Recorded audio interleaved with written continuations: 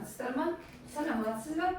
Бүгінгі біздің ашық сабағымыздың аты балалар музыка мектебі мен өнер мектептерінде домбыра пәнінің бірінші сынып оқушыларына ырғақты және есту қабілеттерін дамытудың заманауи тәсілдері. Бұл жерде біз қазір тек қана домбырамен ғана ойнамай, заманауи тәсілде ойындар ретінде өткен тақырыптар бойынша ойындарды ойнаймыз. Оның алдында да беріп жүрдім, мен. Қазір біз жайлап жаттығуларымыздан бастаймыз. Бірінші домбырада отырысымызды дұрыстаймыз. Төмен, жоғары қағыстарымызды және де жайлап жаттығуларымызды жалғастырамыз. Бүгінгі көңіл күйің қандай? Жақсы. Бәрі ыңғайлы ғой, Қана аяғымызды қалай саламыз? Көрсетеміз. Дұрыс, домбыраны дұрыс ұстадым. Біріншіден домбыраның күйін келтіріп алайық, берем. Тексеріп аламыз.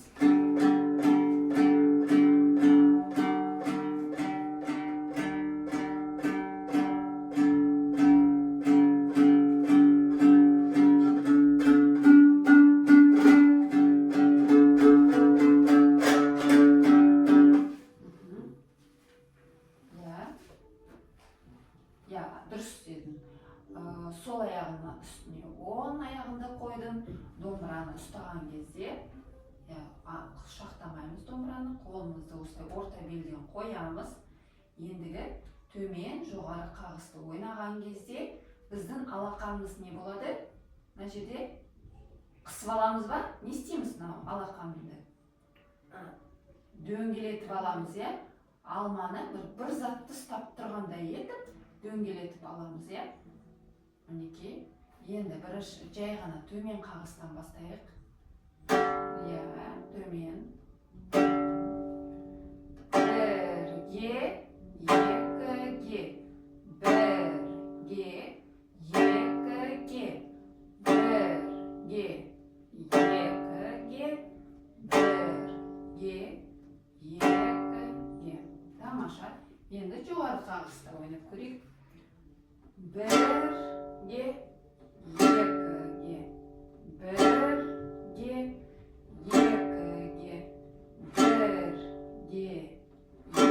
екіге, бірге, екіге. Нота ұзақтылықтарын білесің бе? Қандай нота ұзақтылықтарын білесің? Айта ғой? Бүтін. Нешеге саналынады бүтін? Бірге, айтамыз? Бірге, екіге, үшке, төртке. Одан кейінгі қандай бізде? Жартылық. Қалай саналады ол бізде? Бірге, екіге. Төрттік нота бізде келесі. Нешеге саналады? Бірге, сегіздік нота, бір болады. 16-лық нота бізде бірдің жартысы.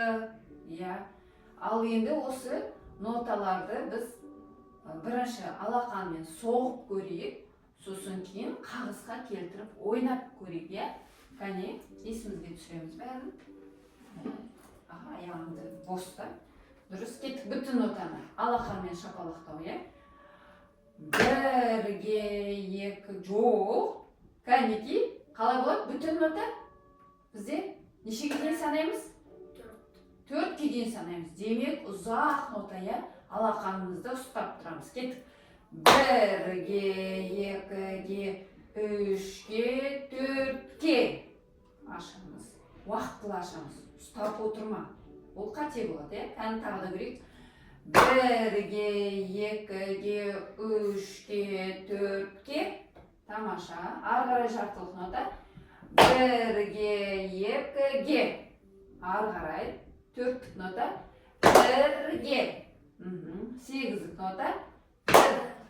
Ал енді 16-қты соғып көрші өзің. Есіне түсір. саспаймыз. Қалай болады? Бір дегенде қалай дедік? Бір дегенде неше нота жүру керек? 16-лықтан. Нешеге түсіреміз? Я, 2 нота. Демек, бір дегенде 2 шапалақ кету керек. Кәне? Бір. Жылдамдар? Я, дұрыс кәне. Бір. Тамаша. Есіңе түсті ма бәрі? Ал кәне қайтадан бастап көрейік. Кәне. 1-ге, 2-ге, 3-ге, 4-ге. Тамаша. 1-ге, 2-ге. Бұл қандай нота болды? 1-ге, 2-ге. Жартылық, я, жартысы, я. Бүтін нота деген ол бүтін. Жартысы деген алманы 2 қаққа бөлгенде, я.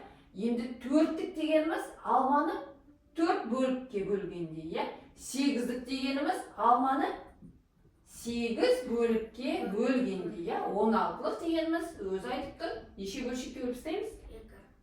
2. Жоқ, ол нотаның ұзақтығын көрсеткен. Я, 16-лік. Бүтін нотаның ішінде 16-лық 16 екен. Түсіндің ба? Қайдан шығып тұр бұның бәрі, е? Кеттік ал. Енді бүтін нотадан бастайық. 1-ге, 2-ге, 3-ге, 4-ге. Жартылық нота. 1-ге, 2-ге. Ширек нота. 1-ге, 8-лік нота. 1. 16-лық нота. Тамаша. Тамаша. Бәрі түсінікті. Енді осыны қағазға салып көрейік, е? Қағазға салайық, кәне? Кеттік. Кеттік ал. Төмен қағыздармен ойнап көрейік, е? 1-ге, 2-ге, 3-ге, 4-ге. Тағы да көрейік. Жоғарыға қағызға. 1-ге, 2-ге, 3-ге, 4-ге. Тамаша. Енді жартылық қағызбен көрейік. 1-ге, 2-ге, 1-ге, 2-ге. Ширек. 1-ге, қане ширек. 4-ге. 1-ге, 2-ге. 1-ге, 2-ге. Кеттік 8-лік. 1-ге, 2-ге. Ал 16-лық бізге әлі ерте. Я, 16-лық ойнау әлі бізге ерте. 16-лықты біз бірінші сыныптың кішкене соңына қарай, екінші сыныптың басына қарай ойнаймыз. Жақсы ма? Түсінікті ма? Есіңе түсті ма? Кеттік. Онда қазір біз бірінші жаттығудан бастап ойнайық.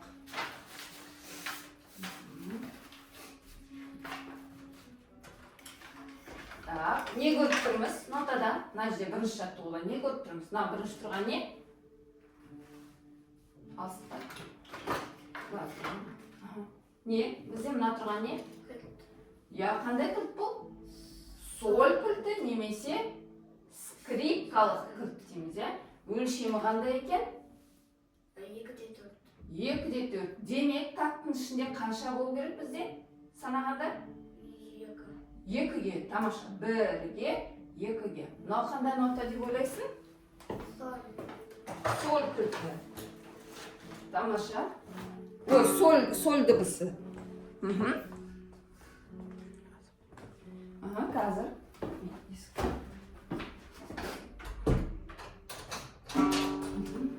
Қане.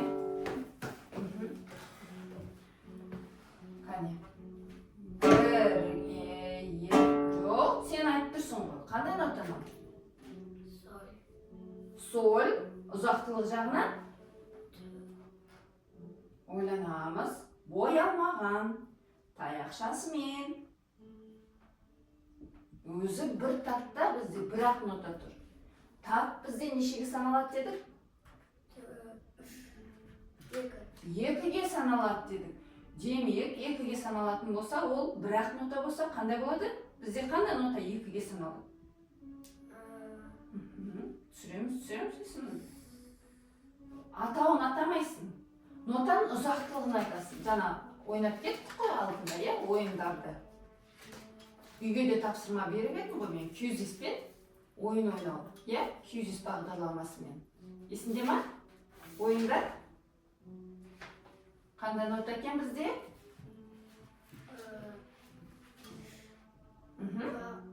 Жартылық нота, я? Жартылық нота. Кәне кеттік жартылық нотаны ойнаймыз. Демек жартылық нота нешеге саналады бізде?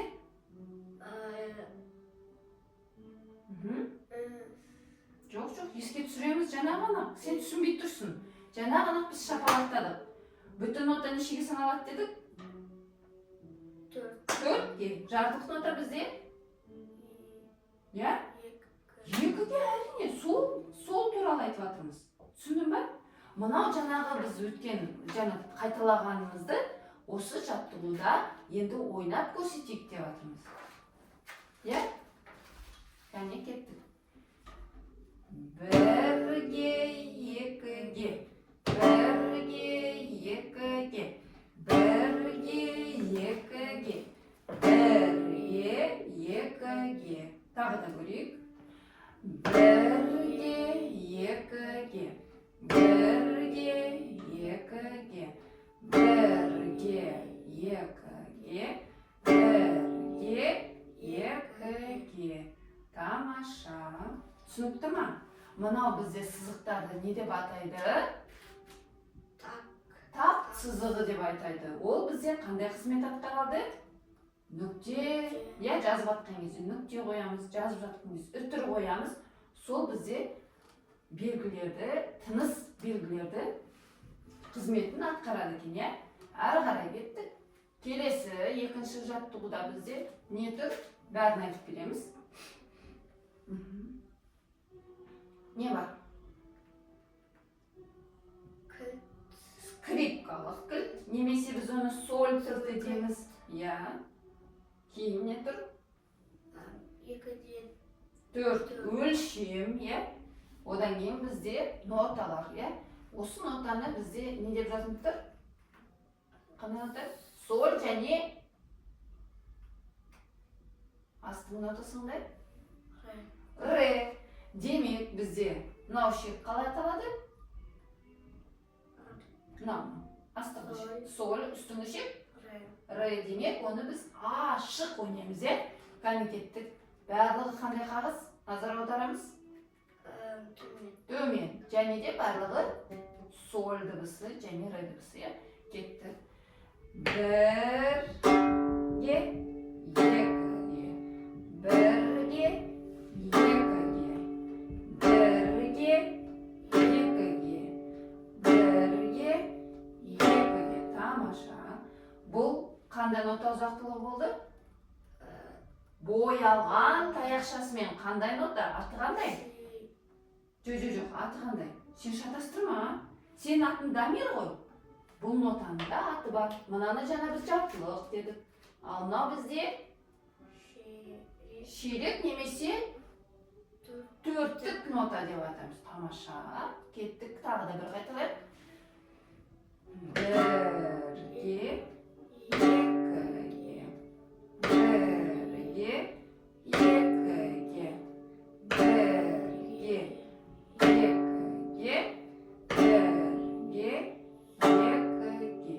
Тамаша. Үшінші жаттығу. Қайта қой.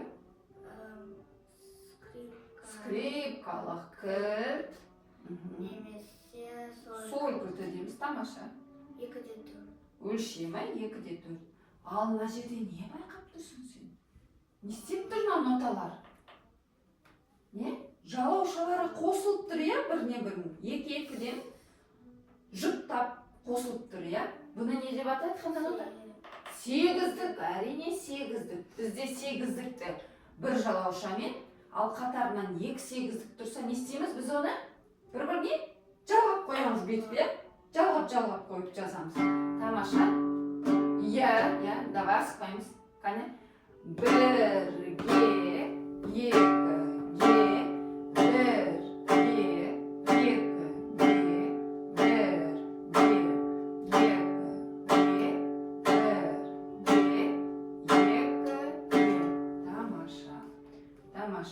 Тағы да бір қайталап жіберейік. 1-ге, 2-ге,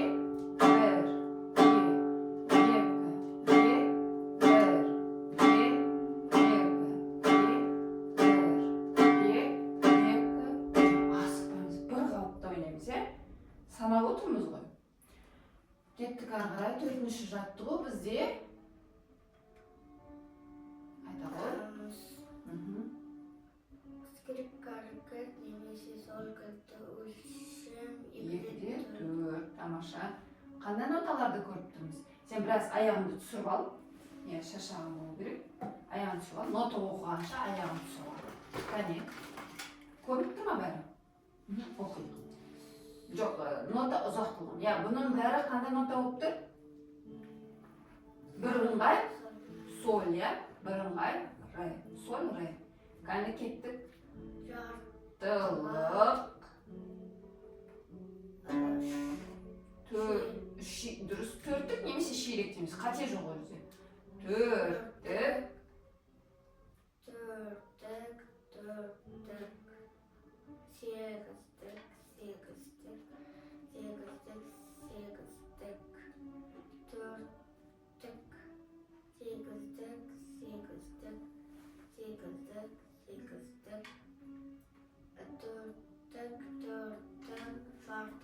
Тамаша, енді осыны ойнап шығайық. Аяғын сала қой. Санаймыз да ойнаймыз. Бәрі қағыз қандай бізде? Төмен. Біз бірыңғай қалай оқимыз? Қатарынан тұрған екі нотаны оқимыз және үстіндегі қағызға да назар аударамыз. Қане кеттік. Бірге, екіге, бірге, екіге, бірге, екіге, бірге, екіге, бірге, екіге, бірге, екіге, бірге, екіге. Біздің жаттығуымыз не істеп жатыр? Ұлғайып, қиындап түсіп жатыр, Байқаватсың ба? Қане тағы да. Бірге, екіге, бірге, екіге, бірге, екіге, бірге, екіге, бірге, қане?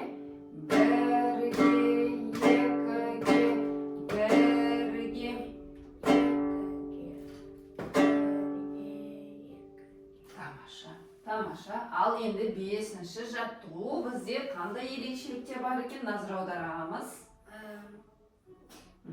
Айта ғой. Скрипкалық кілт, Тамаша.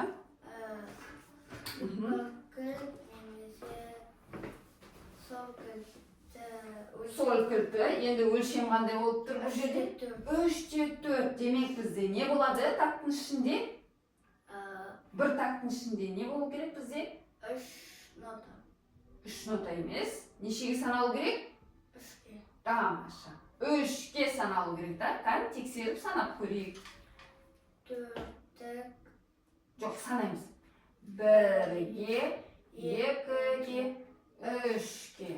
1-ге, 2-ге, 3-ге. 1-ге, 2-ге, 3-ге. Тамаша өзің. 1-ге, 2-ге, 3-ге. 1-ге, 2-ге, 3-ге. 1-ге, 2-ге, 3-ге. 1-ге, 2-ге, 3-ге. Ал енді мен көрсетіп саған подсказка беріп отырмын, Ал енді кәне аяғын түсір. Енді өзің саусағыңды қойып тұрып санап көр. 1-ге, 2-ге, 3-ге. 1-ге, 2-ге, 3-ге. 1-ге, 2-ге, 3-ге. 1-ге, 2-ге, 3-ге. 1-ге, 2-ге, 3-ге. Тамаша. 1-ге, 2-ге, 3-ге. Ай, жарайсың. Енді осыны санап отырып ойнап білейік. Қане, ойнап жүрміз біз. Әйеттік. 1-ге, 2-ге,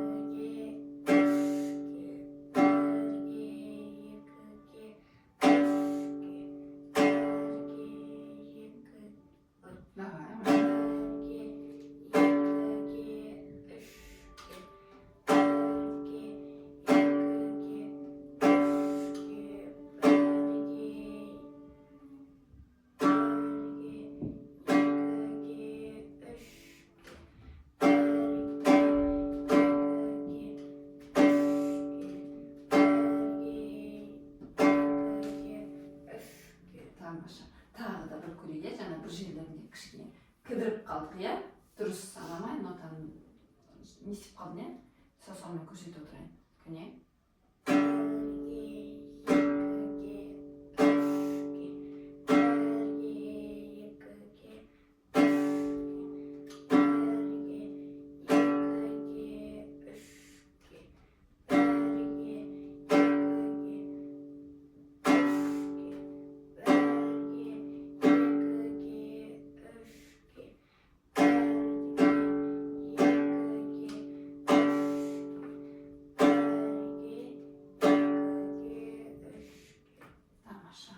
Тамаша.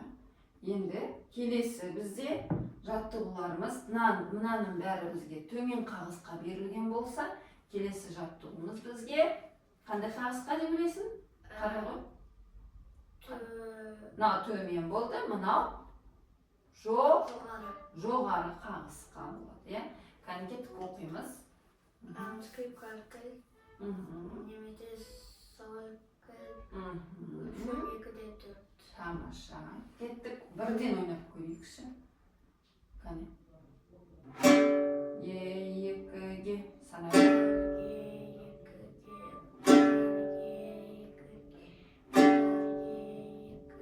Тамаша. Ағара, екінші жаттығу.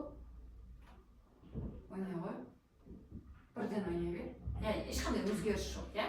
Скрипкалық кіл, 2-де 4 өлшем. Тек қана такт ішіндегі ноталар өзгерген. Қане.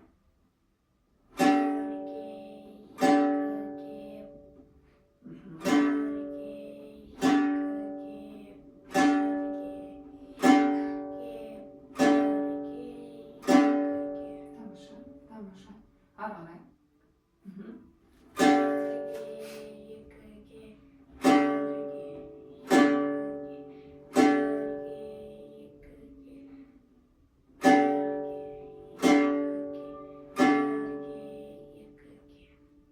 Келесі үшінші топ.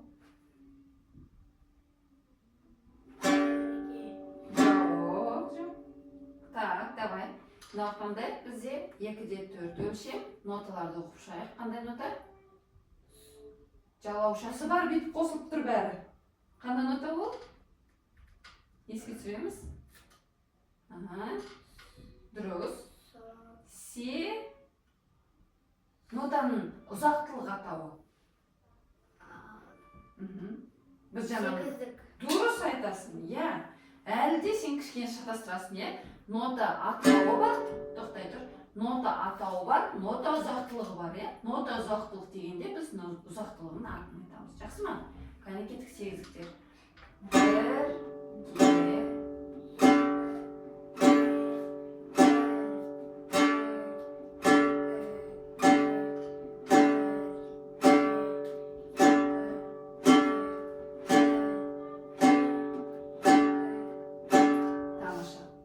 Сенде сұрақ бар ма? Сұрақ жоқ, иә? Бәрі түсінікті, иә? Ары қарай кеттік. Тамаша, жарайсың. Ары қарай кеттік. Бізде қағыс қандай қағысқа? Қане назар аударамыз. Қандай қағыстар болып жатыр? Төмен жоғары. Иә, бұны біз алма-кезек қағыстар дейміз, иә? Алма-кезек қағыстарды меңгереміз. Кеттік. Қазір.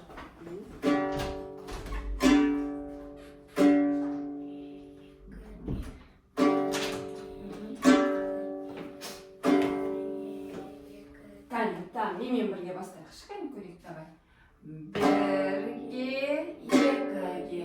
Бірге, екіге. Бірге, екіге. Бірге, екіге. Қане екінші жаттығуды жылтырап тұрған сәтте. Екінші жаттығуды бастайық.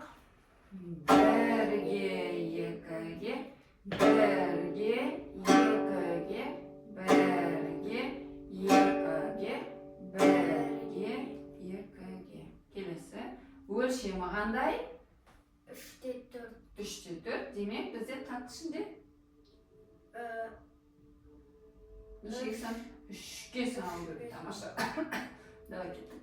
Бірге, екіге, 3-ке.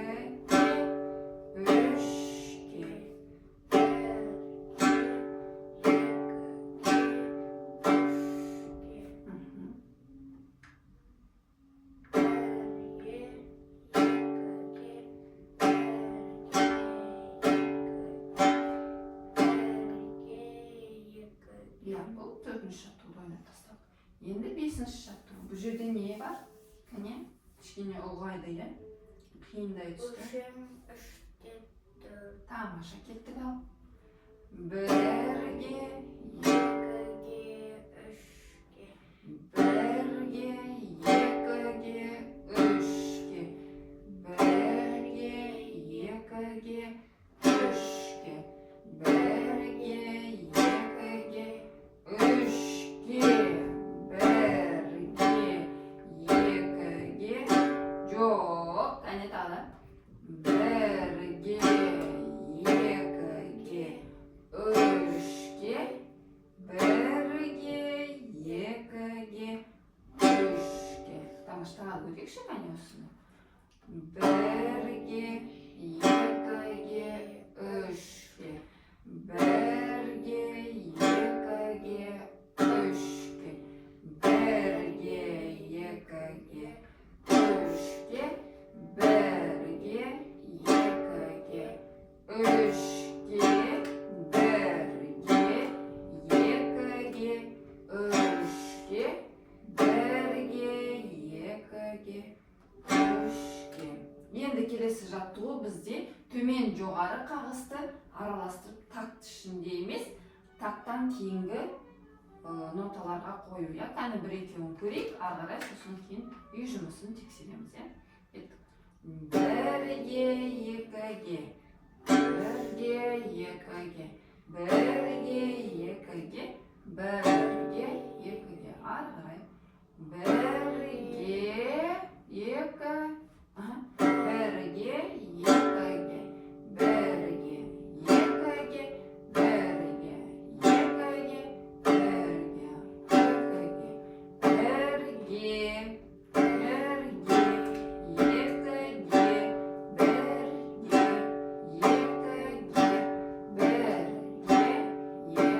1-ге. Тамаша, тамаша. Үй жұмысына не берілмеді? Үй жұмысына не берілмеді? Не ойнаймыз дедік?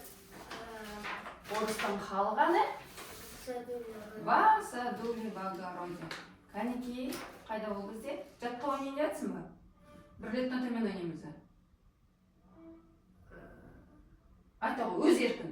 Нотасыз ойнаймыз, сен нотасыз ойнап бер. Ну, давай нотасыз көрейік. Қате кетсе, нотамен бір ойнаймыз. Кәне.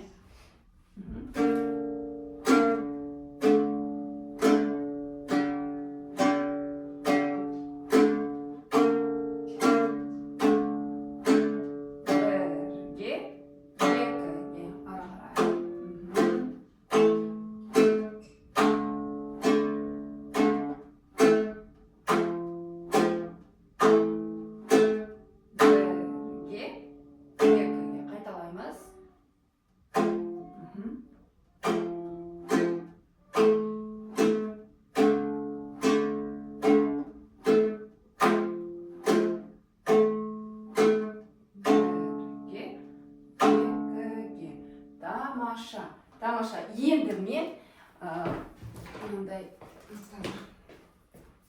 Енді мен Васадули в огородені бүгінгі жаңа тақырып екінші дауысын ойнау. Бұл жерде екінші дауысын ойнап біз не істейміз? Біз видеоға түсіріп, бұл қосымша бар. Мен қазір көрсетейін қандай қылдыратынымызды. Ақай, қазір сергіп алайық. Кәні сергу сәтпен жасап жүрейікші. Тұрамыз. Жаттығын жасап жүрейік, кәні. Тұрамыз. Кішкене сілкініп ал. Кәні. Бала, бала. Кәні саусақтарымызды еске түсіреміз. Бала, бала, балақай. Қане көрсет алақай. Саусақтарың әйбәт. Былай, былай ойнат. Кәні оң қолымыз қайсысы?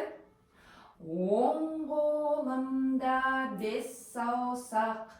Сол қолымда 5 саусақ. 5-ке 5-ті қосқанда болады екен? 10 саусақ. Тамаша, сергіп алып бер. Енді жаңағы біздің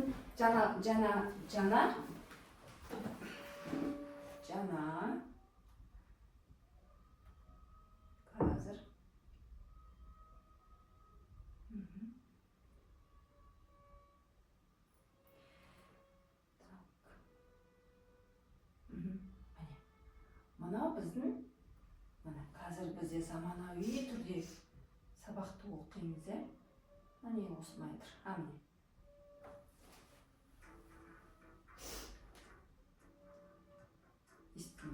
Естің қойып? Ja. Неше адам? Үшеу.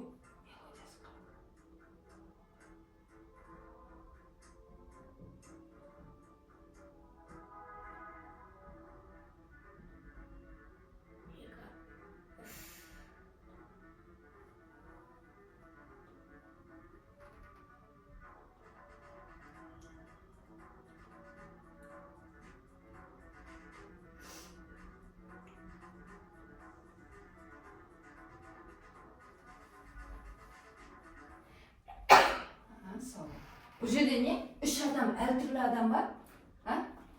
Үш адам әртүрлі емес, бір адам, Демек, бізде де тура осындай қылдырып, мына жер көрінсін, камераға көрінсін екен. Бізде де дауысы аздап қалып тұр екен. Так.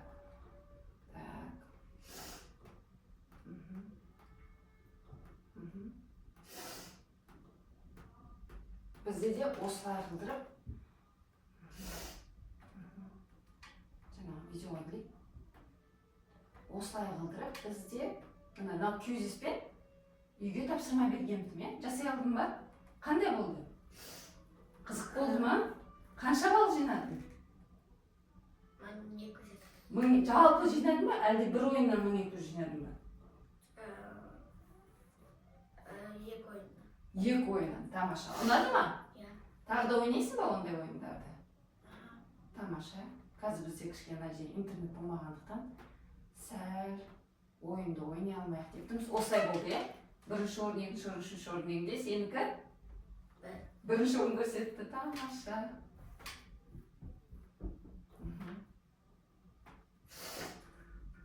Мынау жаңағы, мынау жалғасы.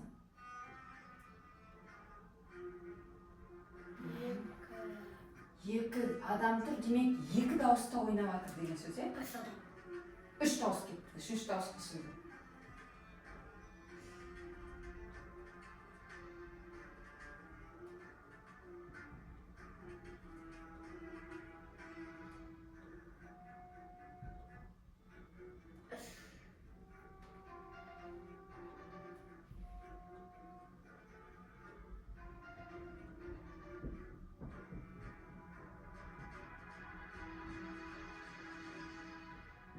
Садық Атабей деген түріктің виолончелисі. Келесі. Ал енді мен оқушымен түсіргем, тура осындай қылдырып, семенде түсіруге дайынбыз, Қызықты ма? Сен осылай екі жерден қойып, сен екі дауыста ойнаған видеоны жасаған. Қызықты ма? Бүгінгі тақырыбымыз осы болады, міне қазір. Қандай шығарма? Varsa böyle bakalım hadi. Неше дауыста ойнап жатыр? Екі.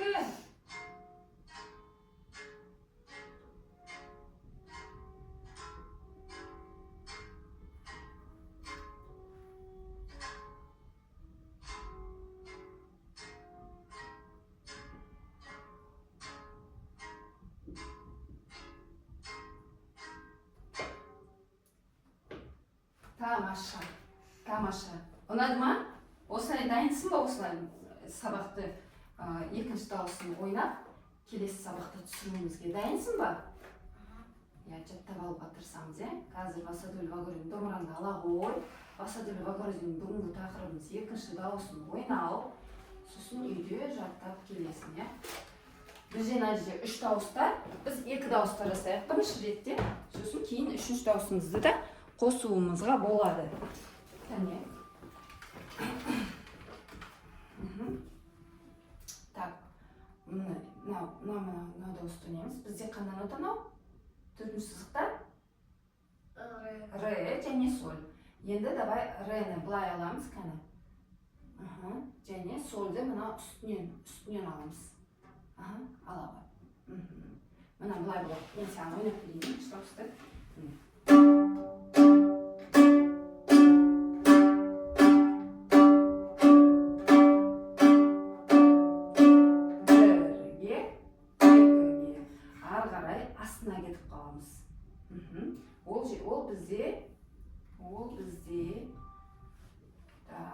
Ол кезде мына тұста.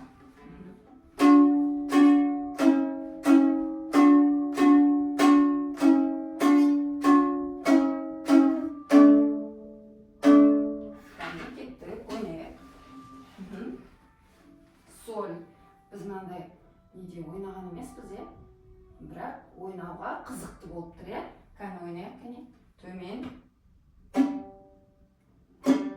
Енді сәл созамыз қолымызды. Бірінші класс үшін ол сәл қиындау, бірақ үйреніп кетуге болатына. Бармағымызды кетірмейміз, ешқайда қашпайды. Үстінде ойнауға. Әзірше сенің қолыңа келу үшін бұлай бармақпен ойнайықшы. Екі ойнай ғой. Сосын соль. Қайтадан солға түсеміз. Пока астын қоспайық, бүгінше қоспайық. Кейін қосымыз. Соль, фаға бара ғой қайттан. Фа. Фаны өтесің. Фа дейіз. Жоғары. Соль. Соль. Фаға қайтадан барамыз. Фа. Солға қайттамын. Біз рені ойнап отырған жоқпыз. Астың нотаны ойнап отырмыз. Түсіндің ба? Түсінікті, Енді ары қарай екінші бөлімін ойнаймыз. Аша қойып. Мына жерде бізде фа дейіз. Жоқ, фа таза, тікілтік белгі бізде си бемоль. Фа таза ойнаймыз, және де ре ойнаймыз. Фа. Бармақпен алайық. Ол үшін бірінші сосамыз қоямыз. Бізде бармағымыз реда тұр. Ашамыз арасы. Енді кездейсоқ белгі тұр. Ми және де до диез. Тамаша. Кәне ашамыз. Ми және де до диез. Енді ре екімен бар ғой, мында.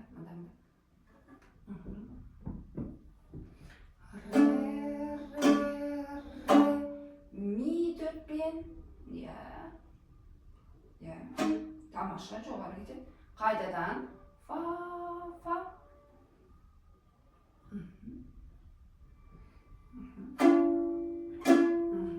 Ми до диез. Ми бірмен. Ми и жанда до диез. Ре төмен. Жоқ, неше нота тұр? Және жаттығуда да кездескен осындайлар. Тамаша. Түсінікті ма? Тағы да бір мәрте ойнап көрейік. Уақытымыз бар ма? Көрейік, сабақ аяқталуына қанша уақыт қалды.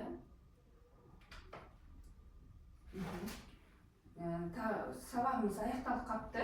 Үй жұмысына осыны ойнаймыз, жаттамаймыз. Нотаны егер де қолынан келмей жатса, нотаны оқып келеміз. Шаман келгенше нотаны басып ойнаймыз. Мына жерде саған қиындық туғандықтан, мына жерде соль, фа деп қиындық туғандықтан, сен бірінші бізде бармақпен ғана ойнай ғой. Кейін келесі сабақта бұл саусақтарды созуға байланысты мен жаттығулар беремін. Кейін сол жаттығудан кейін осылай алып ойнауды үйренеміз.